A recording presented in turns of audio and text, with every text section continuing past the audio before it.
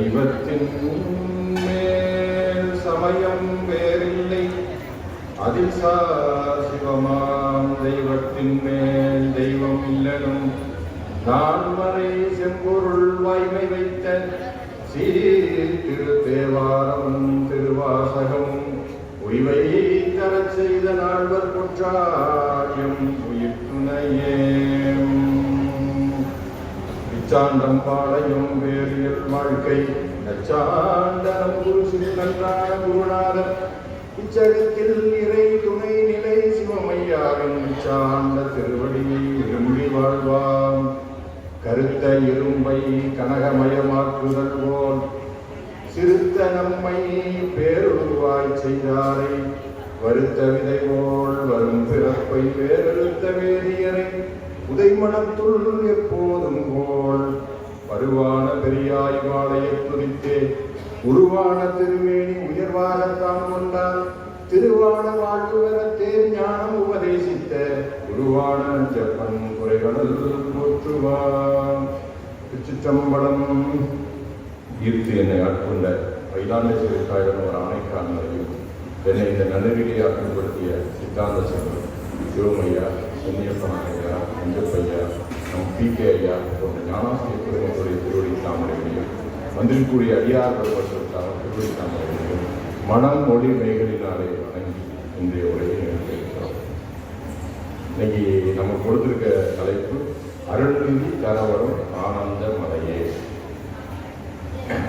நேற்று குமரலிங்க அண்ணன் பேசியிருப்பாங்க, நாளைக்கு சிவசண்முக ஐயா, ரெண்டு பேரும் சைவ சித்தாந்த ஜாம்பவான்.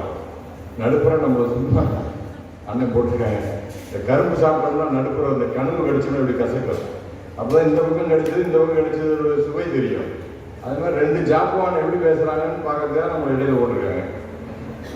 அதனால் நாங்கள் அவர்களாட்டம் படிக்கல, இருந்தாலும் எங்களுடைய குருநாதர் திருவடி எங்கள் தலைமையில் வைத்ததனால நாங்கள் சொல்லுவதற்கு உட்படுகிறோம்.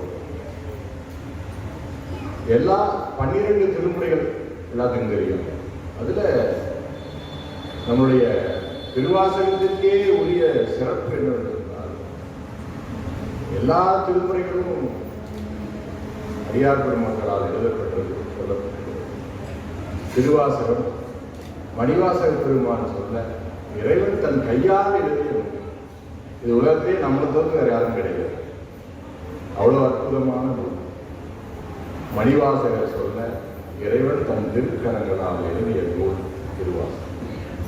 திருவாசகம் வழிபாட்டிற்குரிய நூல். திருவாசகத்தை சிறப்பு இல்லைன்னா திருவாசகம் வழிபாட்டிற்குரிய நூல் அப்படின்னா, இப்போ நாம் சிவபூசை பண்ணுறோம், சிவலிங்கம் வச்சு பண்ணுவோம், சில பேர் வேல் வச்சு பண்ணுவாங்க, சில பேர் அரிசி வச்சு பண்ணுவாங்க. அப்போதைக்கு அரிசி வச்சு பண்ணி அதை நிர்மாணம் பண்ணி உணவு கொடுப்பாங்க. வெல்லம் வச்சு பண்ணுவாங்க. ஆனால் திருவாசக நூலையே சிவலிங்கமாக பாவித்து வழிபாடு செய்யக்கூடிய முறை. நிறைய பேருக்கு திருவாசக நூலையே சிவலிங்கமாக கொடுத்து சிவலிங்கம் கொடுத்தது. அப்படி எந்த நூலுக்கும் இல்லாத ஒரு மிகப்பெரிய சிறப்பு நம்முடைய திருவாசகம். இப்ப கொஞ்ச நாளைக்கு முன்னாடி நம்ம செங்கோல் கொண்டு போய் வச்சாங்க, எல்லாரும் பார்த்துருக்கோம். இந்த செங்கோல் அங்கு வருவதற்கு காரணம் திருவாசகம் தான். நம்முடைய இந்தியாவுடைய மிகப்பெரிய ராஜகோபாலாச்சாரியர், ராஜகோபால பட்டாச்சாரியார், ராஜாஜி அழைக்கப்படுகிறார் ராஜகோபால்.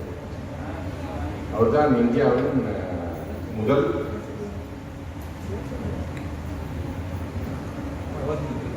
கவர்னர் ஜெனரலாக இருந்தார். இந்தியாவின் முதல் இந்திய கவர்னர் ஜெனரலாக இருந்தவர். அவரு 1930 சேலத்துல வழக்கறிஞராக இருந்தார். அப்போ ஒரு வழக்கு கோர்ட்டுக்கு வருது, இவர் வழக்கறிஞர், திருவாசகத்தின் சிறப்பு சொல்லிட்டு அவரு வழக்கறிஞராக இருந்தார். அவருக்கு எதிராக எதிர் அணியில் இருக்கக்கூடிய ஒரு போலீஸ் இன்ஸ்பெக்டர், அவர் பேர் மணின்னு பேர். வழக்கு இடைவேளையில மதியம் சாப்பிட உட்கார்றாங்க. அப்ப அந்த மணிங்கிறவர் சாப்பாடை எடுத்து வச்சு நீருளவர் வழங்குகின்றாயும் அருளார் அமுதத்தை வாரிக்கொண்டு விகினேன் வினையேன் விதியின்மையார் அப்படின்னு திருவாசகம் பாடிக்கிறார். எதிரணியில் இருக்கிறவரோட பேச மாட்டார் ராஜாஜி. இந்த பாட்டை கேட்ட உடனே அவர் ஈர்த்துச்சு. இது என்ன பாட்டு அப்படின்னு கேட்கிறார். அது வரைக்கும் தெரியாதவர். இது திருவாசகத்தில் இருக்கு, மணிவாசகர் பாடிய பாடல்னு அப்பதான் சொல்றாரு. 1930. அப்படியா, எனக்கு ஏதாவது எப்படியாவது அது ஒரு நூல் ஏற்பாடு பண்ணி கொடுங்க அப்படின்னு கேட்கிறார். அவர் ஒரு 10 நாள் அலைஞ்சி ஒரு நூல் ஏற்பாடு பண்ணி கொடுக்குறாரு. இன்னைக்கெல்லாம் திருவாசகம் உடனே கிடைச்சது இல்லை, அன்னைக்கெல்லாம் திருவாசகம் கிடையாது. சிவமையாவே சொல்லியிருக்காரு. அவர்கிட்ட ஒருத்தர் சொல்லியிருக்காங்க, திருவாசக நூல் அங்க ஒருத்தர் வீட்டில் இருக்குன்னு சொல்லியிருக்காங்க. ஒரு 50 வருஷத்துக்கு முன்னாடி. அது அவர் வீட்டுல இருந்து 15 கிலோமீட்டர் நடந்து போகணும். 3 மணிக்கு நடந்து போனாராமா. அங்க 6, 7 ஆயிடுச்சான். அந்த வீட்டில் போனா அந்த வீட்டு ஓனர் இல்லையாமா, அந்த அம்மா தான் இருந்தாங்களாம். ஐயா உங்களை யாரும் தெரியாது, உங்களுக்கு தான் புத்தகம் கொடுக்க முடியாட்டாங்களா திருவாசகம். அப்புறம் இவர் நண்பரும் போனவர் அங்கேயே திண்ணையில உட்காந்து விடிய விடிய பேசிட்டு இருந்து விடியான எழுந்திரிச்சு போறோம்னு சொல்லியிருக்காங்க. அவங்கள்ட்ட காலையில் எழுந்திரிச்சு போயிடறோம், நாங்க இருட்டிடுச்சு அப்படின்னு விடிய விடிய பேசிட்டு இருக்கிறத பார்த்துட்டு காலையில அந்த மாதிரி கொண்டு வந்து புத்தகத்தை கொடுத்துச்சான். ஐயா இதை நீங்க தான் படிக்கணும், இவ்வளவு உயர்ந்த கருத்துக்கள்லாம் பேசிட்டு இருக்கிறீங்க, நீங்க தான் படிக்கணும்னு சொன்னாங்க. ஒரு காலத்து நூல் கிடைக்கிறது ரொம்ப கடினம். இப்ப ராஜாஜிக்கு அவர் நூல், திருவாசக நூல் கொடுக்குறாரு. அப்புறம் போராட்டத்தில் அவர் ஜெயிலுக்கு போயிட்டார். ராஜாஜி ஜெயிலுக்கு போகும்போது இந்த திருவாசகத்தை எடுத்துட்டு போயிடுறாரு. அங்க போய் முடிஞ்சு மனப்பாடம் பண்ணிடுறாரு. திருவாசகம் 658 பாட்டையும் மனப்பாடம் பண்ணிடுறாரு ராஜாஜி. பண்ணி முடிச்சுட்டு நேரா ரிலீஸ் ஆனோடனே திருவிக்கா வீட்டுக்கு வராரு. அவர்கிட்ட வந்து திருவாசகத்துக்கு அத்தனை சந்தேகமா கேட்டு நிவர்த்தி முடிக்கிறார். திருவாரூரையில திருவாசகத்துக்கு தண்டவாணி தேசிகர் உரை இருக்கு. அந்த உரைக்கு முன்னுரை வழங்க இவர் கடிதம் அனுப்புறாங்க. ராஜாஜி சொல்றாரு, திருவாசகம், ராஜாஜி பல வைணவ நூல்களை எழுதியிருக்காரு. அவர் சொல்றாரு, திருவாசகம் என் உயிரினும் மேலான நூல், மிக உயர்ந்த நூல், உயிரை பக்குவப்படுத்தக்கூடிய நூல். அதற்கு உரை அதுக்கு முன்னுரை வழங்கக்கூடிய தகுதி எனக்கு இல்லைன்னு எழுதியிருக்கிறார். அப்படின்னு எழுதியிருக்கு. அவர் எழுதவே இல்லை. இந்த ஒரு ஆழ்ந்த அனுபவத்துல தான் பின்னாடி எப்படி சுதந்திரம் இந்த நாட்டுக்கு கொடுக்கறதுன்னு கேட்கும்போது ராஜாஜி எத்தனையோ வைணவ மடங்கள்லாம் இருக்கு, இருந்தாலும் திருவாவடுதுறை மடத்துல இருந்துதான் கட்டளை தம்பிரான வர சொல்லி நந்தி சின்னம் பொறிக்கப்பட்ட தங்க செங்கோல் கொடுத்தாங்க. அந்த செங்கோல் கொடுப்பதற்கு ராஜாஜியின் அறிவுடைய அடிப்படையாக பதிந்தது திருவாசகம். அப்ப எப்படி மாத்திருக்கு பாருங்க ஒரு நாட்டுக்கு. திருவாசகம் எவ்வளவு உயர்ந்த நூல் என்று தெரிந்து கொண்டார்கள். செங்கோலுக்கு அடிப்படையானது திருவாசகம். இதுல திருவாசகத்துல 51 பதிகங்கள் இருக்கு. கண்டிப்பா எல்லாரும் படிச்சுக்க வேண்டியது சிவபுராணம். அது ஒன்றே போதும். வாழ்க்கைக்கு சிவபுராணம் 95 வரைக்கும் மனப்பாடம் ஆயிருந்தா போதும், இந்த உயிர் கடை தேறிடும். அதுல எந்த அளவும் மாற்றம் கிடையாது. ஆனா எல்லாரும் 95 வரை கண்டிப்பா மனப்பாடமா வச்சுக்கிறோம், பிள்ளைகள் எல்லாம் வச்சுக்கிறோம். அதுல 51 பதிகங்கள்ல நாம திருப்பள்ளி எழுச்சி, அதுலதான் நமக்கு அருணன் இந்திரன் என்று ஆரம்பிக்கக்கூடிய பாடல்ல கடைசி வரி அருள்நிதி தரவரும் ஆனந்த மனையே உலகநிலே பள்ளி எழுதுகிறான். ஏன் மணிக்கு அவசரப்படலாம். திருப்பள்ளி எழுச்சி அப்படின்னு சொன்னா இறைவனை எழுப்புதல் அப்படின்னா அவர் தூங்கிட்டு இருக்காருன்னா இல்லை, அவருன்னா நம்மளை மாதிரி தூங்க மாட்டார். வாரியார் சாமி தான் சொல்லுவாரு, பஸ்ஸில் 100 பேர் போகிறோம், 100 பேரும் தூங்கலாம், உட்காந்துருக்கலாம். டிரைவர் தூங்க முடியுமா? தூங்க முடியாது. அதுபோல இறைவன் எப்பொழுதும் உறங்குவதில்லை. அவர் நம்மளை இயக்கிக் கொண்டே இருப்பார், நம்மளை வழிநடத்திக் கொண்டே இருப்பார். அவருக்கு உறக்கமே கிடையாது, ஓய்வும் கிடையாது. ஆனால் எதற்காக திருப்பள்ளி எழுச்சி வைத்திருக்கிறார் சொன்னால், நாம் அவரை பாடி இந்த உயிர்களுக்கு கருணை செய்யுங்கள் என்று கேட்பது போல திருப்பள்ளி எழுச்சி முழுவதுமாக அப்படிதான் இருந்தது. அதில் நாம் எடுத்துக்கொண்ட தலைப்பு அருள்நிதி தரவரும் ஆனந்த மனையே. முதல்ல அருள், அருள்னா என்னன்னு தெரியும். அன்பு, அருள், 2 சொல் இருக்கு. அன்பு, அருள். அன்பு என்பது நம்ம கூட நம்ம தெரிஞ்சவர் மாட்டு செலுத்துவது.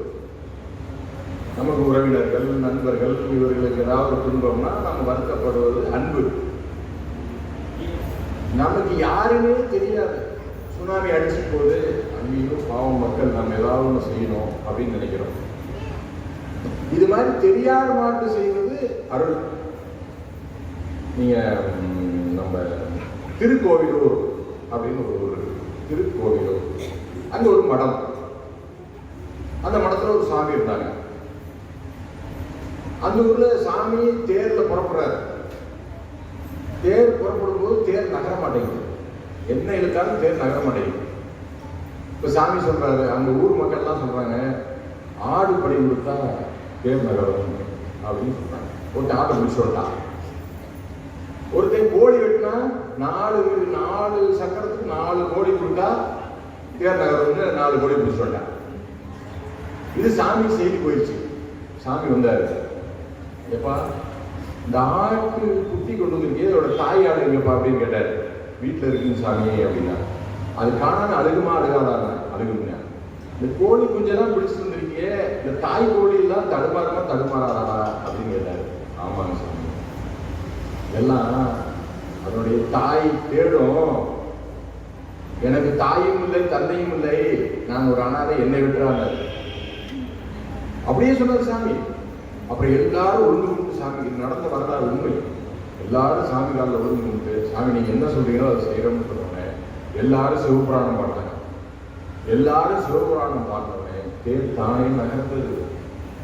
தேர் நிலை வந்தது. கடைசியா சுற்றி நிலை வந்தது. வந்தவனே என்ன பண்ண தெரியுமா? சாமி இத்தனை உயிர்களையும் காப்பாத்தினாயே, உன் திருவடியை நான் வணங்குகிறேன் விழுந்தாரு. அப்படியே உயிர். இது அருள்.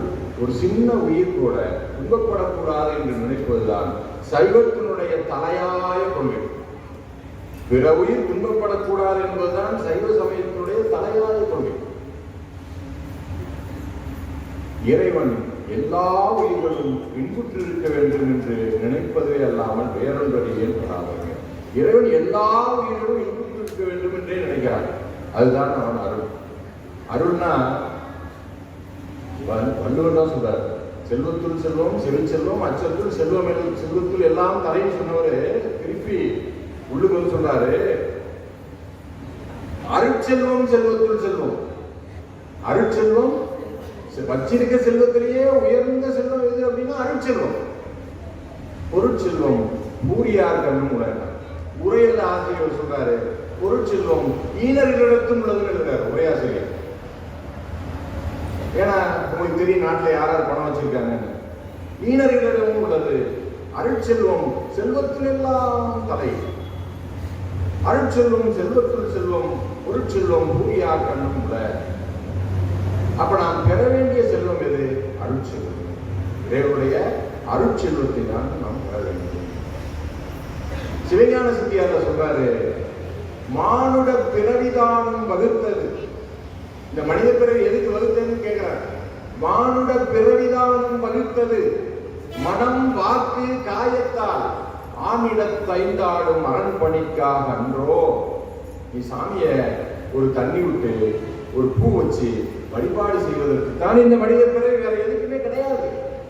நாம் நினைச்சிட்டு இருக்கோம் சம்பாதிக்கிறதுக்கு சொத்து, அதெல்லாம் கிடையவே கிடையாது. அருள்நிதி சிவாச்சாரியார், அவருக்கு பேரு சகலாகம பண்டிதர்னு பேரு.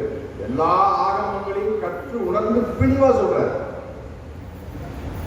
மானுட பிறவிதானம் வகுத்தது மனம் வாக்கு காயத்தால் ஆனிடத்தைந்தாடும் அரண்பணிக்காக அன்றோ.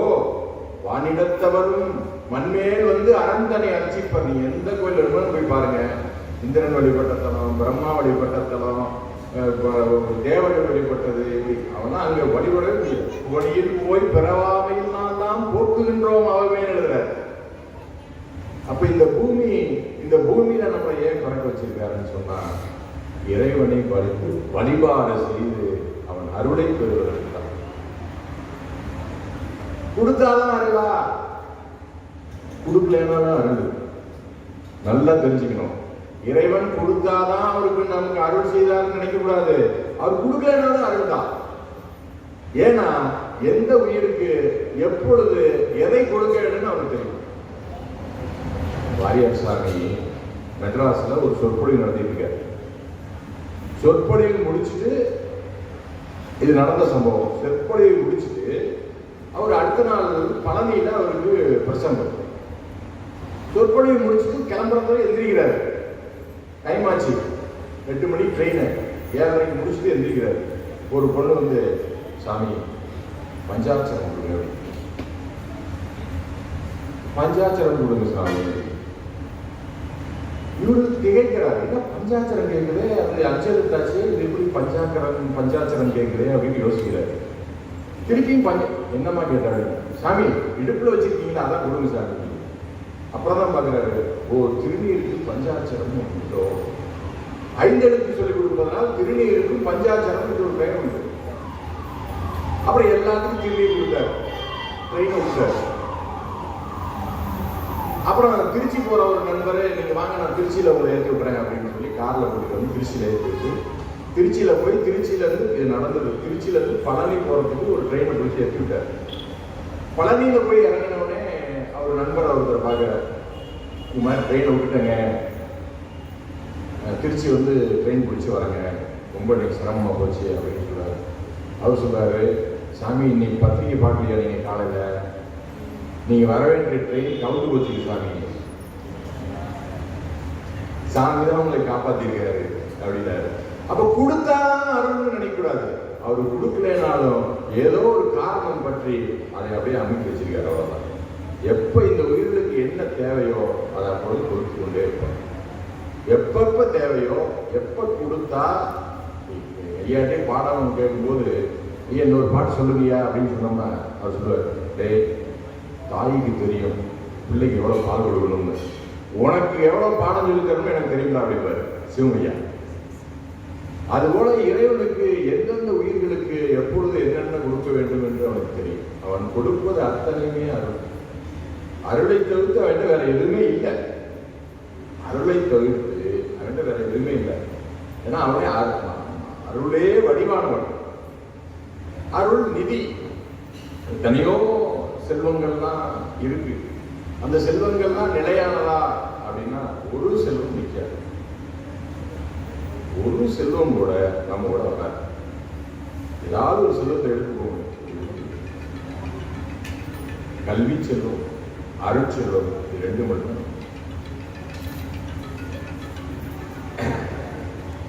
இந்த அருள் நிதி அப்படின்னு எதுக்கு சொல்றாருன்னா, இந்த அருள் இறைவன் வழங்குவதனால்தான் இந்த ஆன்மாக்கள் பக்குவப்படும். கொஞ்சம் கொஞ்சமா நாம எத்தனை பிறவி எடுத்துக்கோம் யாருக்குமே தெரியாது. அருணகிரிநாதர் மட்டும்தான் சொல்றாரு, எழுகடல் மணலை அளவினின் அதிகம் எனதிட பிறவி அவதாரம். எழுகடல் மணலை அளவினின் அதிகம் எனதிட பிறவி அவதாரம். ஒரு கைப்பிடி மண்ணை நீர முடியுமா? என்ன முடியுமா? முடியாது. ஆனால் 7 கடல் மணலை என்னாலும் எண்ணிடலாம், என்னுடைய பிறவி எண்ண முடியாது. அண்டசம் சுயதசம் முற்பிச்சம் சாராயத்தோடு 80 நாள் 84 நூறாயிரத்து உண்டுபட்டு ஜோடியெல்லாம் ஒழித்து மானிடத்து உதித்தல் கண்ணிடில் கடலை கையால் நீந்தினன் காரியம் தான். நமக்கு 4 வகை தோற்றம்: முட்டை, கரு, விதை, வியர்வை. வியர்வையில தான் கிருமிகள் உருவாகும். 4 வகை தோற்றம், 7 வகை பிறப்பு. எல்லாத்துக்கும் தெரியும், ஊர்வன, நீர்வாழ்வன, பரப்பன. இது எல்லாத்திலையும் பிறந்து மனிதனா பிறக்கிறதுன்னா அது கடலை கையால நீந்தி கரை சேர்ற மாதிரி. பல கோடிக்கணக்கான பிறப்புகளை தாண்டிதான் நாம் மனித பிறப்பு வந்திருக்கோம். இது மனசுல நல்லா வச்சுக்கணும். அதுலயும் வாழ்வெனும் மையல் விட்டு வறுமையாம் சிறுமை தப்பி, வாழ்வெனும் மையல் விட்டு வறுமையாம் சிறுமை தப்பி, தாழ்வெனும் தன்மையோடு சைவமாம் சமயம் சாரும் ஊழ் பெறல் அறிவு. முடிவே இதே நம்ம இப்ப மனிதனா பிறந்து உட்கார்ந்துருக்கோம் பாத்தீங்களா, இதுவே பெரிய கருணை, இறைவனுடைய கருணை. உண்மை உணர்ந்தா தெரியும், மிகப்பெரிய கருணை.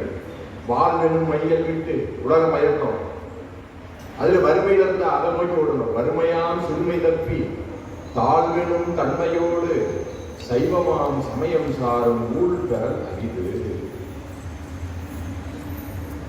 எத்தனையோ நமக்கு பொதுவாக உட்காந்துருக்கவங்களுக்கு பார்த்தா எத்தனையோ கோயில் இருக்கு, எத்தனையோ சாமி இருக்கு அப்படின்னு நினைப்போம். அப்படிதான் பொதுவாக நினைப்போம். நான் கூட எங்க ஐயாட்ட கேட்பேன், சிவமையாட்ட, ஐயா எத்தனையோ சமயங்கள் இருக்கு, எத்தனையோ தெய்வங்கள் இருக்கு, அதுலேயும் உயர்ந்தவர்கள் இருக்கிறாங்க. கொல்லாமை புலநடக்கம்னா உடையவர்கள் இருக்காங்க. அவர்கள்லாம் இறைவனை போய் பார்த்து சேர்ந்துட முடியுமா அப்படின்னு கேட்டா அவர் சொல்லுவாரு, தம்பி என்னையே பார்க்கணும்னா நான் இருக்க இடத்துக்கு வரணும். இறைவனை பார்க்கணும்னா சைவத்துக்கு வந்தே ஆகணும். அண்ணனை பார்க்கணும், அண்ணன் இருக்க இடத்துக்கு வரணும். இறைவனை பார்க்க வேண்டும் என்று சொன்னால் சைவ சமயத்துக்கு வந்தே ஆகணும். வாரியார் சாமி தான் நல்ல உதாரணம் சொல்லுவார். இறைவனுக்கு என்ன அப்படின்னு சொல்லுவார். இறைவன்னா யாரு அப்படின்னு. அங்க கோபிச்செட்டிப்பாளையத்துல சீதாலட்சுமி விழா, அங்கதான் வாரியார் சாமி வரார் மேடைக்கு. எல்லாம் ஹரே ராமா ஹரே கிருஷ்ணா ராம பஜனை எல்லாம் நடந்துட்டு இருக்கு. மேடல் ஏறி உட்கார்ந்தோடனே அவர் சொன்னார் முதல் வார்த்தை, ராமர் கடவுள் அல்ல. எப்படி எல்லாம் பயங்கரமா பஜனை நடக்குது. ராமர் கடவுள் அல்ல, அவரு வணங்கத்தக்கவர், வணக்கத்திற்கு உரியவர், ஆனால் கடவுள் அல்ல. எவன் ஒருவன் தாயின் கருவிலிருந்து உதித்தானோ அவன் கடவுளாக முடியாது. எவன் ஒருவன் தாயின் கருவிலிருந்து உதித்தானோ அவன் கடவுளாக முடியாது அப்படின்னு சொல்றார். அதுபோல இறைவனுக்கு இலக்கணம் என்னன்னு உங்களுக்கு தெரியும். அப்ப இறைவனை நாம் அடைய வேண்டும் என்று சொன்னால் சைவ சமயத்திற்கு வந்தே ஆகும். அப்ப சாமி எவ்வளவு கருணை செய்ததால் நாம் இங்க வந்திருக்கோம் பாருங்க. அவருடைய கருணையினால்தான் நாம் இங்க வந்திருக்கிறோம். அவரை சிந்திக்கிறோம், திருநீர் வைக்கிறோம், ருத்ராக்கம் அணிகிறோம், அவருடைய நாமத்தை சொல்லுகிறோம். இதெல்லாம் அவருடைய கருணை. நம்மளுடைய முயற்சியால் ஒன்றும் கிடையாது, எல்லாம் அவனுடைய கருணை. நாம நினைச்சா அவன் வந்துடுவான். மதுரையில பிட்டு சிரிச்சு விற்கிறா வந்தி பாட்டி. பிட்டு வைகை கரை உடஞ்சி ஓடுது. ஆள் இல்லை, ஆள் வேணுமே அப்படின்னு அழுகிறாங்க. ஆனா அந்த அம்மா செஞ்ச செயல் என்னன்னா, தினமும் பிட்டு சுட்டு ஒரு கைப்பிடி எடுத்து சிவபெருமான வச்சுட்டு தான் இந்த வியாபாரம் பண்ணாங்க. தினமும் ஒரு கைப்பிடி. அதுதான் திருமூலர் சொல்றார், யாவருக்குமாம் இறைவருக்கோர் பச்சிலை, யாவருக்குமாம் பசுவிற்கோர் வாயுரை, யாவருக்குமாம் உண்ணும் போது ஒரு கைப்பிடி, யாவருக்குமாம் பிறருக்கு இன்னொரு தானே. தினமும் இறைவனுக்கு ஒரு பூ வச்சு வழிபாடு செய்யும். அப்படி செய்யதான் இந்த உயிர் பக்குவமுறை. தினம் செய்யணும், விடவே விடாது. தினம் விளக்கு வைக்கணும், தினமும் சாமியோடு. இப்ப தினமும் ஒரு கைப்பிடி எடுத்து வச்சுட்டு போனதுனால அவன் நினைச்ச உடனே சாமி வந்து நிக்கிறார், கூலியாளர் நிக்கிறார். பிட்டுக்கு மண் சுமந்தார், தினம் பாடுறார் பானபத்திரர். மதுரை கோயில்ல பானபத்திரர் பாடுறார். போட்டி வருது, எப்படி சமாளிக்கிறதுன்னு அவருக்கு தெரியல. இறைவன் திருவடியில போய் விழுந்து கும்பிடுறாரு, சாமி என்னால ஒண்ணுமே முடியலன்னு. சாமியே விறகு விற்பவனாய் வந்து பாடுறாரு. இதெல்லாம் நடந்த வரலாறு. இங்க இருந்து எல்லாம் நடந்த நம்மளுடைய சமயத்துல கதைகள் எங்கேயுமே இல்லை. நீங்க பாத்தீங்கன்னா 64 திருவிளையாடல்ல ஒரு விளையாடல்ல நாரை வழிபட்ட படலம் இருக்கு. நாரை வழிபட்ட நாரை வந்து இந்திரன் நாரை வடிவத்தில் வந்து வழிபாடு செய்யறார். இப்போ ஒரு 4 வருஷத்துக்கு ஒரு 6 வருஷத்துக்கு முன்னாடி ஒரு நாரை 3 நாள் அந்த குளத்தை அப்படியே முடிஞ்சது. தவம், உணவு சாப்பிடல, மீன் இருக்குள்ளுக்கு மீன் பிடிக்கல, ஒண்ணுமே பண்ணல. 4 நாள் அப்படியே நின்று. நம்ம அடியார்கள்லாம் அதுக்கு கொடை செஞ்சு வச்சாங்க, வெயில் அடிக்குது. 2000 ஆண்டுகளுக்கு முன்னாடி நடந்த வரலாற திருப்பி காட்டு. நாரை வழிபட்டு அதை நம்ம காட்டுறோம் சாமி. திருப்பி அதை இறந்தவனே கொண்டு போய் அடங்க மாட்டோம். அதனால நம்மகிட்ட எந்த விதமான கதைகளும் கிடையாது. உண்மை சம்பவம், நடந்த வரலாறு, இறைவனை வழிபட்டு அடியாருடைய வரலாறு, இதுதான் சொல்றோம். ஒரு பன்றி குட்டின்றது, பன்றி குட்டி போட்டுச்சு, தாய் பன்றி இறந்து போயிடுச்சு. குட்டி பண்ணினா அழுகுது. சாமி என்ன பண்றாரு, யாராவது சொல்லி பால் கொடுக்க சொல்லலாம். எத்தனையோ எவ்வளவு இருக்காங்க. சாமியே தாய் பன்றியாய் வந்து பால் கொடுத்தாரு. இது அங்கே நடந்தது. இன்னமும் அந்த விழா அங்க செய்யறாங்க. இதெல்லாம் அங்க இந்த திருவிளையாடலாம் அங்க தொடர்ந்து அந்த விழா நடைபெற்று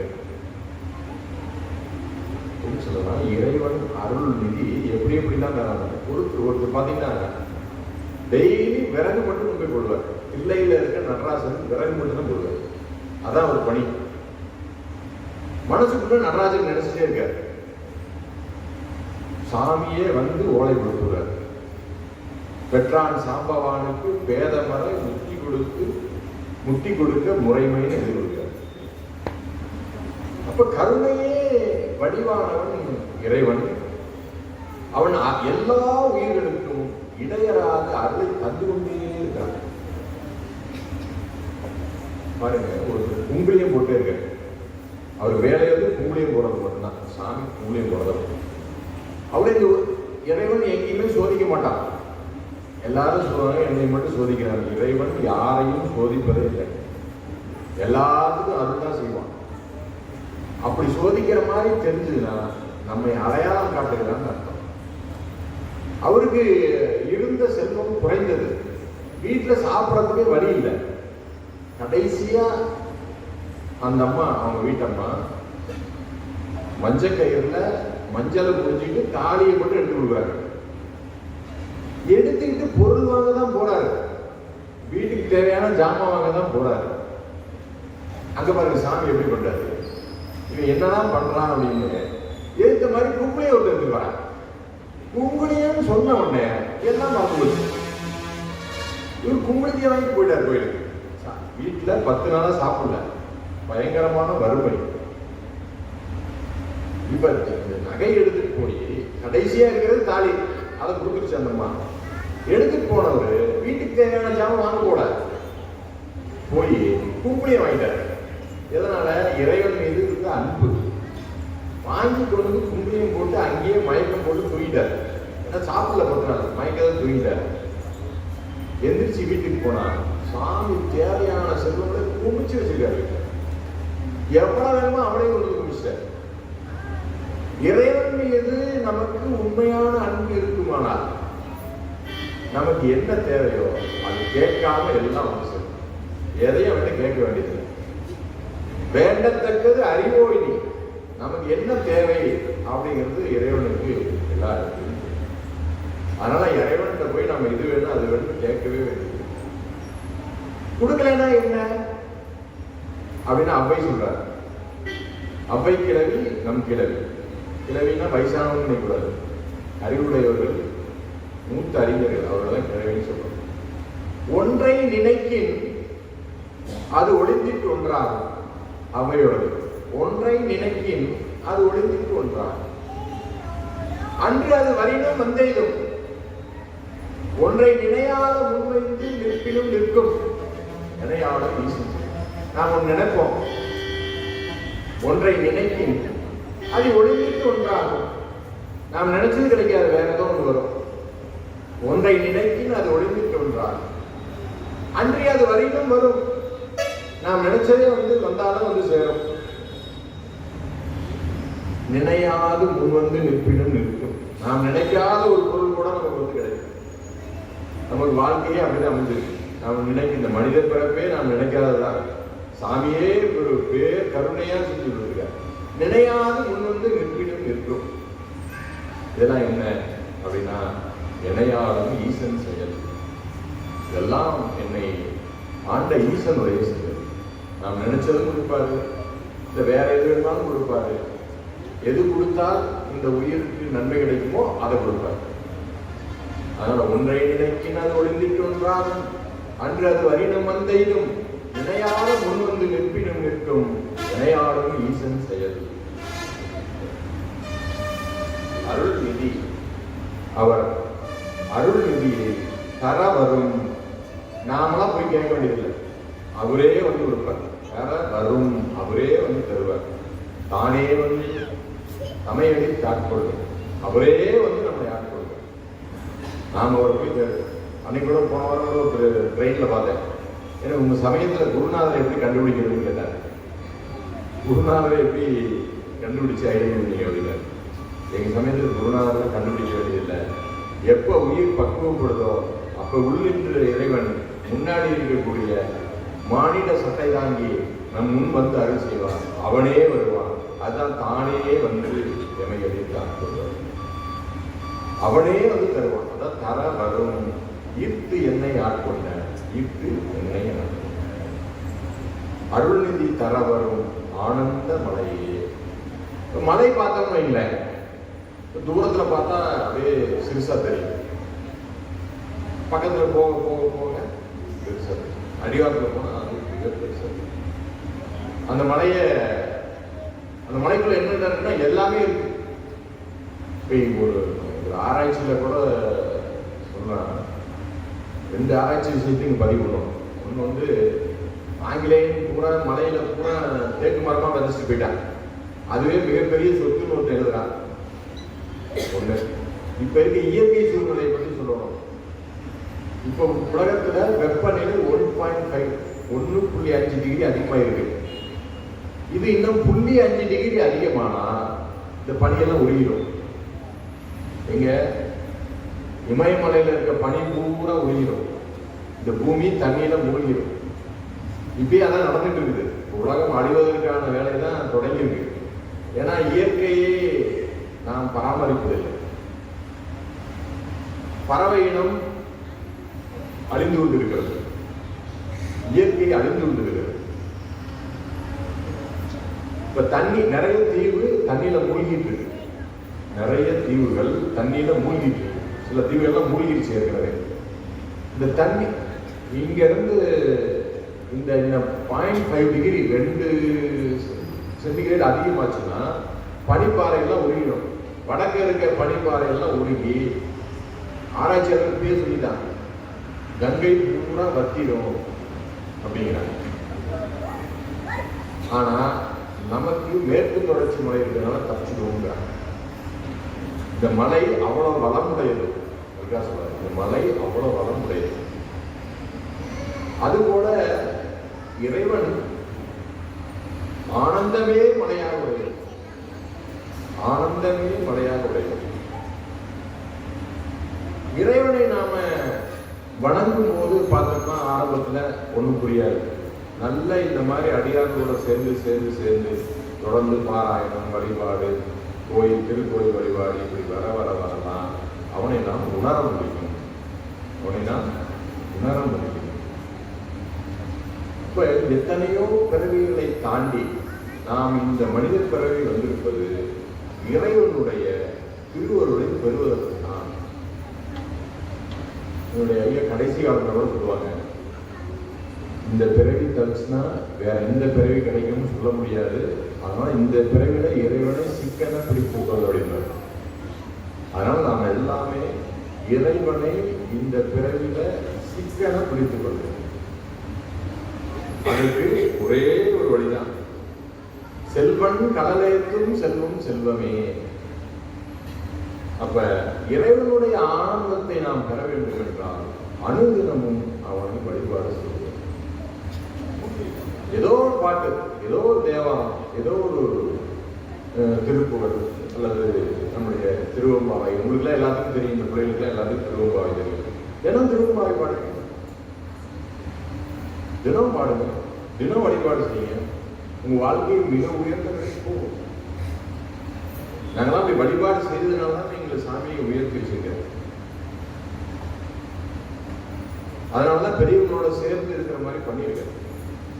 அதனால உங்களுடைய வாழ்க்கையும் பின்னாடி உயர்ந்த நிலையில் வரும். ஐயாவோட சொன்னாங்க, அவங்க பேசி 6 வயதுல நல்ல திருமுறைகள் பாடியதெல்லாம் கேட்டோம்.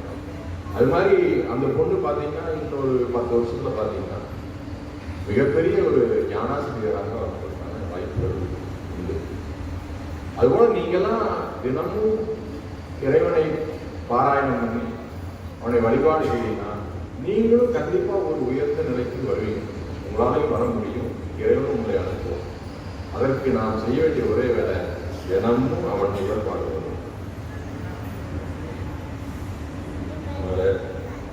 எல்லா மக்களும் இன்புற்றிருக்க வேண்டும் என்று சொன்னால் இறைவனுடைய அருளை நாம் பெற வேண்டும். இறைவன் அருளை பெற வேண்டும் என்று சொன்னால் அனுதினமும் நான் அவனுடைய திருவடியை பற்றி நிற்க வேண்டும். அதற்கு எளிமையானது தினம் ஒரு விளக்கப்பட்ட வச்சு இறைவன் நினைத்து சிவபுராணம் தினம் பாடினா வேற ஒன்றுமே முடியல. அதை பாடினா இறைவனுடைய அருளை பெற்று நாம் வாழ்க்கையிலே எல்லா வளமும் நலமும் பெற்று கண்டிப்பாக மீண்டு வாழ்வோம்.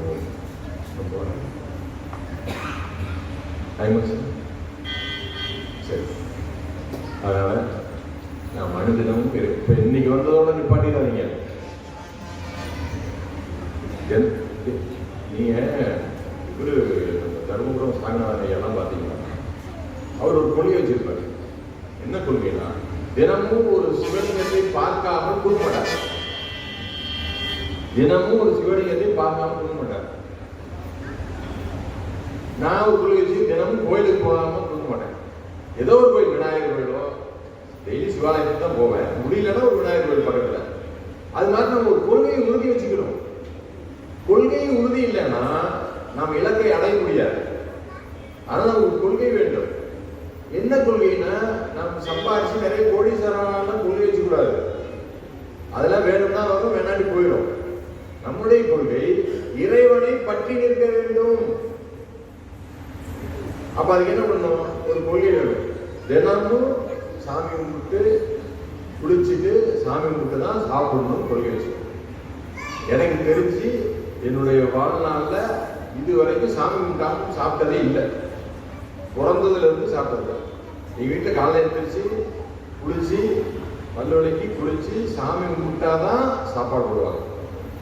போட மாட்டாங்க. எங்க பாட்டி அப்படிதான்.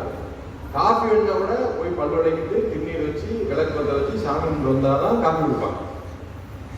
ஒரு நாள் கூட குளிச்சு சாமி கும்பிடாம சாப்பிட்டதே கிடையாது வாழ்க்கையில். நாங்க எங்க சுத்தினாலும் அந்த வேலையை செய்வோம். அது போல ஒரு கொள்கை வேண்டும். தினமும் சாமி கும்பிட்டு தான் சாப்பிடணும். இறைவனை வணங்கிட்டு தான் படுக்கணும். இறைவனை வணங்கிட்டு தான் நாம எந்த வேலையும் செய்யணும். இதெல்லாம் சின்ன வயசுலேயே விதைச்சாங்க. எங்களுக்கு எனக்கு ஒரு பாட்டி, ஒரு கண்ணு தெரியாத பாட்டி தான் பாட்டு சொல்லி கொடுத்தாங்க. பாலும் தெளிதேனும் சொல்லி கொடுத்தாங்க. எப்ப 3 வயசா இருக்கும். இன்னை வரைக்கும் பார்ப்போம். 50 வயசாகி பார்ப்போம். அவங்க சொல்லும் போதே சொன்னாங்க, நீ விவசாயம் பண்ண போறியா, இந்த பாட்டை சொல்லிட்டு போ. மாடு மேய்க்க போறியா, இந்த பாட்டை சொல்லிட்டு மாடு மேய். ஏன்னா இங்க விவசாய பகுதி. அதனால பள்ளிக்கூடத்துக்கு போய் உட்காருறியா, இந்த பாட்டை சொல்லிட்டு உட்காரு. நீ தேர்வு எழுத போறியா, இந்த பாட்டை சொல்லு. அப்படி ஒரு பாட்டு சொல்லு போதும் அப்படின்னாங்க. அந்த ஒரு பாட்டு தான் எங்களை உயர்த்தியது. அந்த ஒரே ஒரு பாட்டு தான் எங்களை உயர்த்தியது. அதனால ஏதோ ஒரு பாட்டு எழுதுங்க, அந்த பாட்டை திருப்பி திருப்பி சொல்லுங்க. அந்த பாட்டு உங்களை உயர்த்தும். ஏன்னா ஒரு சொல் ஒரு மனிதனை மாற்றும். தெரிஞ்சுங்க, ஒரு சொல் ஒரு மனிதனை மாற்றும். டேய் உனக்கு அறிவு இருக்கா அப்படின்னு கேட்டா கோவம் வராங்க. சொல்லுதானே, அறிவு இருக்கான்னு கேட்கறது ஒரு சொல்லுதான். ஆனா அதுல கோவம் தான் இல்லையா? ஒரு பாட்டு பாடினா டான்ஸ் ஆடுறான், ஒரு பாட்டு பாடினா தூங்குறான், ஒரு பாட்டு வீரத்துக்கு ஒரு பாட்டு. நம்மளுடைய பாடல்கள் அத்தனையும் உயிரை பக்குவப்படுத்தக்கூடியது. இந்த பாடல்களுக்கு, இந்த சொல்லுக்கு ஆற்றல் உண்டு. அதனால்தான் நம்ம அதை மந்திரம்னு சொல்றோம். திருமுறையிலே மந்திரம்னு சொல்றோம். இந்த சொல்லுக்கு, இந்த வரிக்கு, இந்த வார்த்தைகளுக்கு கண்டிப்பாக பலன் உண்டு. வசந்தகுமார் ஐயா சொல்லுவாங்க, கற்பகம் கல்லூரியில் வசந்தகுமார் ஐயா சொல்லுவாங்க, எதுக்கு நீ இத்தனை பாட்டு அப்படின்னு வந்து கேட்க, இத்தனை திருமுறை இருக்கு, இத்தனை பாட்டு இருக்கு, எதுக்கு அப்படின்னு கேட்க. அவர் சொல்லுவார், அவர் வரி எழுதுவாரு, எந்த ஒரு பாடலோ, பாடலின் வரியோ, பாடலின் சொல்லோ உன்னை மாற்றும் என்று தெரியாது. எதுக்கு இத்தனை கோயில்? எந்த கோயில் வாசலிலே உனக்கு அறிவு விளங்கும் என்று தெரியாது. ஏதோ ஒரு கோயில் வாசல்ல உனக்கு ஞானம் கிடைக்கும். அதுக்காக தான் இத்தனை கோயில் வச்சிருக்காங்க. ஏதோ ஒரு திருமுறையில ஏதோ ஒரு பாட்டு, ஏதோ ஒரு பாட்டுல இருக்க வரி, அதோட சொல் உங்களை மாற்றும். அதனால விடாப்பிடியாக நாம் இந்த திருமுறைகளை பிடித்துக் கொள்ள வேண்டும். அது நம்மளை கூட்டிட்டு போயிடும். இப்ப என்னை ஒரு பாட்டு தான் இழுத்து வந்திருக்கு இவ்வளவு தூரம். நான் போன பக்கம் போக முடியல. அதுதான் என்னை இழுத்து வந்து இங்க உட்கார வச்சிருக்கேன். எவ்வளவு உங்களை எல்லாம் இறைவன் திருவடியிலே கொண்டு வந்து செலுத்துவதற்கு நம்முடைய திருமுறைகளையும் திருவாசகத்தையும் விடாமல் பிடித்து தினமும் கொள்கையுடன் வாழ்ந்தீர்களானால் வாழ்க்கையில் எல்லா வளமும் நலமும் பெற்று வாழலாம் என்று சொல்லி அதுக்கு ஒரு உதாரணம் சொல்ற பாருங்க. கடைசி ஒரு நிமிஷம் முடிஞ்சுங்களே. ஒருத்தர் பிள்ளையை கல்யாணம் பண்ணி கொடுக்காரு. நடந்த சம்பவம் சொன்னேன். ஒருத்தர் பிள்ளையை கல்யாணம் பண்ணி கொடுக்காரு. 4 வருஷம் ஆச்சு, 5 வருஷம் ஆச்சு, குழந்தை இல்லை. மாமியா என்ன பண்ணும்? மருமகளை தான் திட்டம். பையனை பத்தி ஒன்றும் சொல்ல மாட்டாங்க. மருமகளை தான் திட்டம். இங்க இருக்கவங்களும் அப்படி இல்லை. அப்புறம் அந்த பொண்ணு அழுகுது. அவங்க அப்பா வராரு. சரிப்பா அந்த மாதிரி சொல்லிட்டு போறாரு. ஒரு 40 நாள் டைம் கொடுங்க, நான் கூட்டிட்டு போயிட்டு வரேன்னு சொல்லி அந்த பொண்ணை கூட்டிட்டு நேரா திருப்பரங்குறை போறாரு. உடையால் உந்தன் நடுவிருக்க உடையால் நடுவுள் நீ இருத்தி அடியே நடுவுள் இருவீரும் இருப்பதானால் அடியேன் அடியார் நடுவுள் இருக்கும் அருளை புரியாய் ஒன்னம் வளர்த்தியும் முடியா முதலே என் கருத்து முடியும் வண்ணம் முன்னின்றே. அதுல கடைசி பாட்டு சொல்றாரு. நல்காது ஒளியான் நமக்கு, அடிச்சு சொல்றாருங்க. நல்காது ஒளியான் நமக்கு, நமக்கு கொடுக்கலாம். யாரு சார் நீ கொடுப்ப? நல்காது ஒளியான் நமக்கு என்று உன் நாமம் பிதற்றி நயன நீர் மல்கா வாழ்த்தா வாய்குடரா வணங்கா மனத்தால் நினைந்துருகி மனத்தால் நினைந்து உருகி பல்கால் உன்னை பாவித்து பரவி பொன்னம் பலம் என்றே ஒல்கா நிற்கும் உயிர்க்கு இறங்கி அருளாய் என்னை உடையானே. உயிர்க்கு இறங்கி அருளாய் என்னை உடையானே. இந்த ஒரே பதிவு தாங்க 40 நாள் பாராயணம் பண்ணார். 40 நாள் கழிச்சு அவங்க இங்க படுத்திருக்காங்க. பக்கத்துல ஒரு 6 தண்டை இருக்கு. வெள்ளி தண்டை 6 இருக்கு. அவர் நினைச்சிட்டாரு இறைவன் குறிப்பு கொடுத்தாரு அப்படின்னு கிளம்புறாரு. அடுத்த வருஷத்துல இருந்து தொடர்ந்து அவங்களுக்கு 6 குழந்தை பிறகு 6 குழந்தை நடந்தது. இதை சிவசாமி ஐயா சொற்பொழிவாளர் ஒரு மேடையில் பேசுறாரு.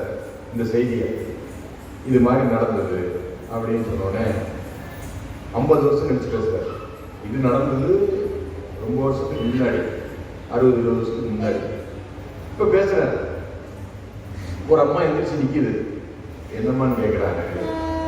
ஐயா அந்த வேண்டுனார் இல்லைங்க, அவங்க பேத்தி தாங்க நான் கேட்கிறேன்.